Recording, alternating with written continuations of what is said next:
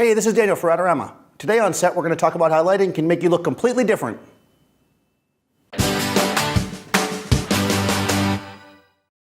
So the first time I photograph somebody, I like to study their face and see how the light will affect them.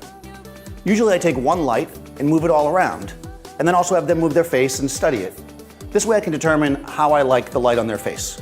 To simplify things for this video though, I set up 4 lights. One on camera left, one on camera right, one up above, and then one at the bottom. This is going to give me an idea of how the light is going to shape Sharina's face. Okay, so let me show you my setup here. I've got my Nikon on a tripod, and on top I've got a Pocket Wizard Multimax. I then have 4 ProPhoto B1 lights, like I said, one to the right, one to the left, one above, and one below. I'm going to fire each one of these lights in sequence, and then see how the light affects her face. So let's try.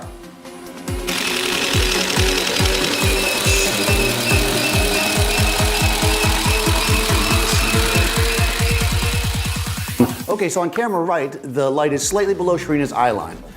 And it's a small light coming from the side, so it's gonna cast shadow probably up into her eye, which probably isn't gonna look good, but you never know, so we're gonna try it. On the left-hand side, the light is slightly above her eye line and to a 45 degree to one direction. This is typically a general good place to have the light. Above her, the light is shooting straight down. This can work really well if the light's far enough away, as it can create nice top light inside the eyes. If it's too close though, like this one is probably, it's gonna create a lot of shadow. Below her is the final light. This almost never looks good, although we're gonna play with it a little bit. This is basically underlighting. Okay, so that gives you an idea of what the light can do to the face, really make it look different.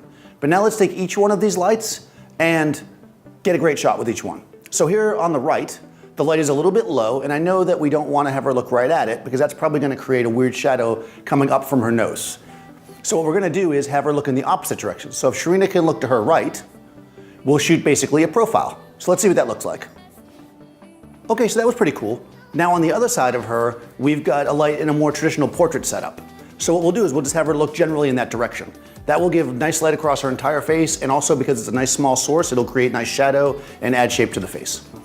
Okay, so for the light above her, this can be really good for a nice beauty shot. We just want to make sure we angle her head in such a way that we're not looking too much up her nose, and maybe have her take half a step back. That way we'll get a nice light across her face, really dramatic. So let's see what that looks like.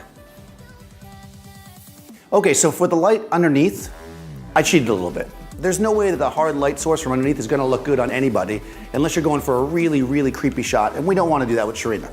So what I did was I added a softbox. By adding the softbox, my light source became much larger. Larger light source equals softer. It wrapped around her more so the shadows aren't quite so dark. This creates kind of an interesting shot, but still stays really nice. So you can see here that light really dramatically changes the shape of the person's face in front of you.